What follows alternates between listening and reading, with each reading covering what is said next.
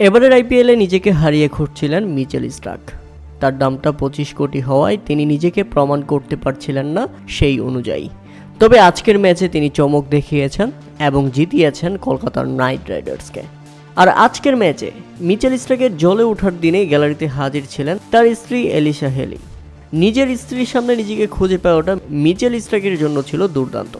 উল্লেখ্য, প্রথমে ব্যাটিং করতে নেমে কলকাতা নাইট রাইডার্স নির্ধারিত 20 ওভারের এক বল বাকি থাকতেই 169 রানে অল আউট হয়ে যায়। মুম্বাই ইন্ডিয়ান্সের সামনে 170 রানের সহজ লক্ষ্য বলছে এই জন্যই যে আইপিএলে 250+ রানও এখন চেজ করা সম্ভব, আর সেখানে পরে ব্যাটিং করে মুম্বাইয়ের সামনে তো কেবল 170 রান। তবে ব্যাটিং নামতেই হতাশ করেন রোহিত শর্মা।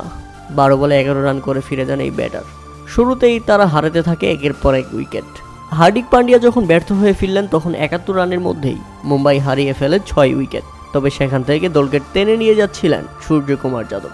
35 বলে 56 রান করেন এই ব্যাটার। সূর্যকুমার যাদব ফিরলে মূলত কোমর ভেঙে যায় মুম্বাই ইন্ডিয়ান্সের। এরপর শেষ 4 ওভারে মুম্বাইয়ের জয়ের জন্য প্রয়োজন ছিল 46 রান। তখনও বেশি একটা রানের প্রয়োজন ছিল না, কারণ ব্যাটার যে ছিলেন তখনও টিম ডেভিড। আর টিম ডেভিড যখন ব্যর্থ হন তখন তো একেবারেই ম্যাচ থেকে ছিটকে পড়ে যায় মুম্বাই ইন্ডিয়ান্স, কেননা 10 বলে 26 রান প্রয়োজন ছিল তখন। তবে কলকাতাকে ম্যাচে ফিরিয়েছেন মিচেল স্টার্ক। 17তম ওভার করতে এসে খরচ করেছেন মাত্র 3 রান। এরপর 19তম ওভার করতে এসে তুলে নিয়েছেন 3 উইকেট, আর তাতে 145 রানের মধ্যেই অল আউট হয়ে যায় মুম্বাই ইন্ডিয়ান্স।